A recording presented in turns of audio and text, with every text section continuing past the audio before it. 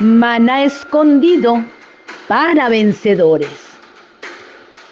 Te presenta, a través del hermano Adolfo de la Rosa, temas cruciales para tu vida espiritual.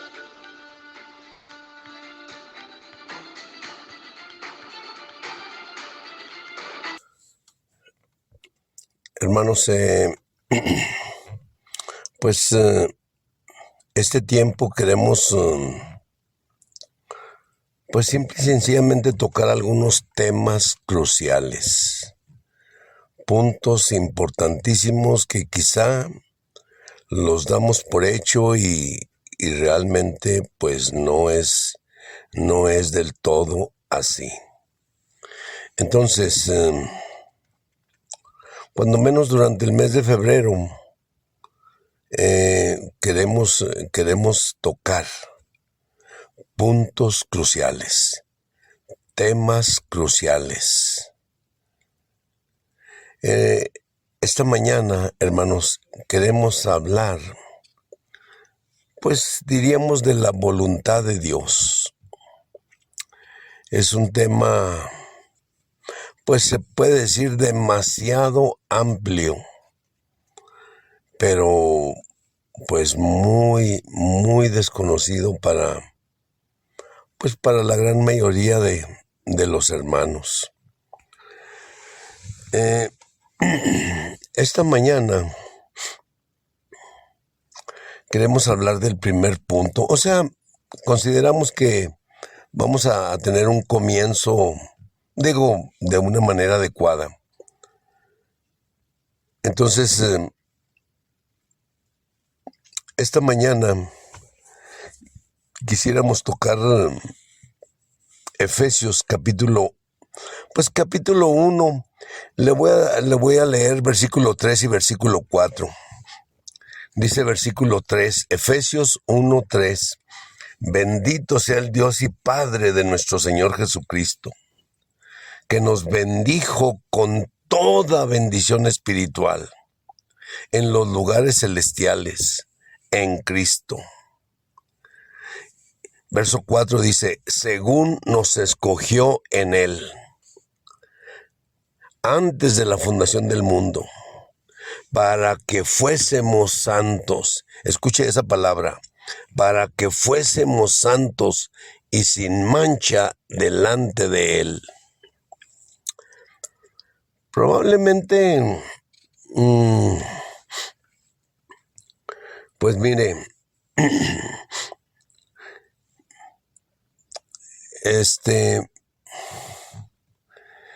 yo diría que en muchas situaciones, ¿verdad? Pues pensamos que ser santo es no hacer lo malo, vamos a decirlo así. En el caso de los tesalonicenses, ¿verdad?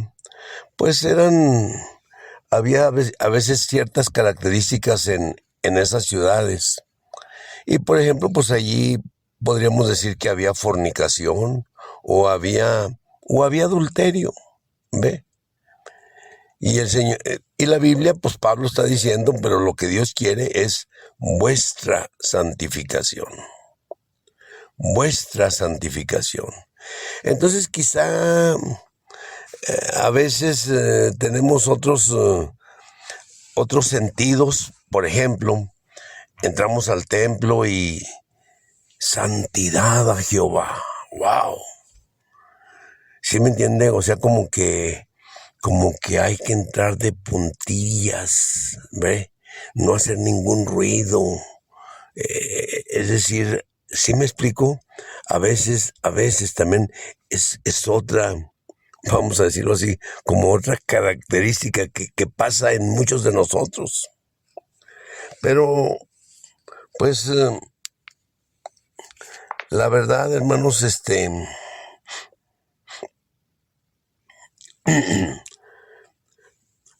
pues bueno, Efesios 1:4 dice, según nos escogió en Él antes de la fundación del mundo, para que fuésemos santos y sin mancha delante de Él. Fíjese, me gustaría hacer énfasis en Segunda de Pedro Y digo, bueno, le voy a leer desde el verso 2.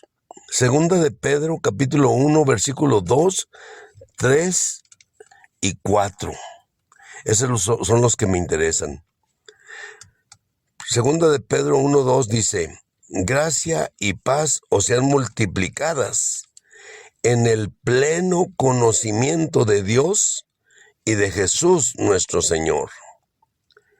Gracia y paz os sean multiplicadas en el pleno conocimiento de Dios y de Jesús nuestro Señor. Verso 3. Ya que su divino poder, escuche, ya que su divino poder nos ha concedido todas las cosas que pertenecen a la vida y a la piedad. Tremendo, tremendo está eso. Dice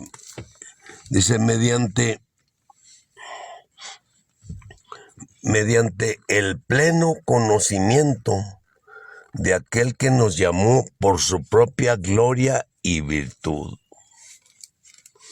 Déjese lo leo de nuevo. Verso 3. Ya que su divino poder nos ha concedido todas las cosas que pertenecen a la vida y a la piedad. Mediante el pleno conocimiento de aquel que nos llamó por su propia gloria y virtud. Escuche este punto 4. Dice, por medio de las cuales, o sea, por su propia gloria y virtud. Aquí específicamente gloria y virtud, por medio de las cuales Él nos ha concedido preciosas y grandísimas promesas, para que por ellas llegaseis a ser participantes de la naturaleza divina. Escuche eso, hermanos, esto es lo tremendo, ¿verdad? Dice, déjenme leer de nuevo el verso 4. Por medio de las cuales, o sea, su gloria y virtud, dice, Él nos ha concedido preciosas y grandísimas promesas, para que por ellas llegaseis a ser participantes de la naturaleza divina. ¡Wow! Participantes de la naturaleza divina. Yo quiero hacer énfasis. Participantes de la naturaleza divina. Habiendo escapado de la corrupción que hay en el mundo a causa de la concupiscencia. ¿Qué quiero decir, hermanos? Mire, esto es un asunto tremendo. Efesios 1:4 dice, según nos escogió en Él, para que fuésemos santos y sin mancha delante de Él. Aquí Pedro nos está diciendo que a través del pleno conocimiento, Él nos ha concedido grandísimas y preciosísimas promesas, para que por ellas llegaseis a ser participantes de la naturaleza divina. Cuando nosotros hablamos, fíjese, de la santidad de Dios, hablamos de la naturaleza divina de Dios. ¡Wow! Esto es tremendo, hermanos. Mire, Dios en su persona es tres cosas principalmente. Número 1, en su persona, Dios es espíritu. Eso dice Juan 4:24.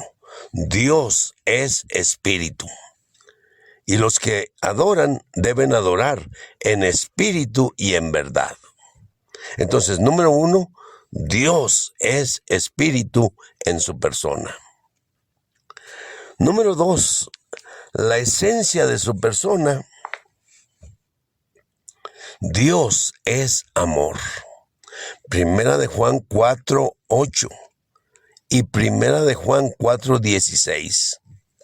Dios es amor. Tremendo, ¿eh? Número 1, Dios es espíritu en su persona.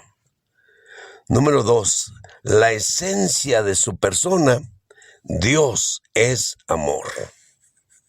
Primera de Juan 4:8 y Primera de Juan 4:16. Y finalmente, la expresión de su persona, Dios es luz. Primera de Juan 1:5. Entonces, Dios en su naturaleza divina es tres cosas. Tres cosas es lo que dice la Biblia que Dios es. Número 1, Dios en su persona es espíritu. Número 2, la esencia de su persona, Dios es amor. Número 3, la expresión de su persona, Dios es luz. Pero cuando nosotros decimos que Dios es santo, nos referimos a la calidad de su naturaleza divina. Dios es santo, podríamos decir que se refiere a su naturaleza divina, pero estamos enfatizando, o sea, la calidad de la naturaleza divina de Dios. Dios en su persona es espíritu. Dios en la esencia de su persona, Dios es amor. Dios en la expresión de su persona, Dios es luz. Y también la Biblia dice, ¿verdad?, en Primera de Pedro, que Dios es santo. Dios es santo quiere decir que Dios es diferente a todo lo común, a todo lo establecido. Él es diferente en todos los aspectos. Por eso decimos, en su persona, Dios es espíritu. La esencia de su persona, imagínense, Dios es amor.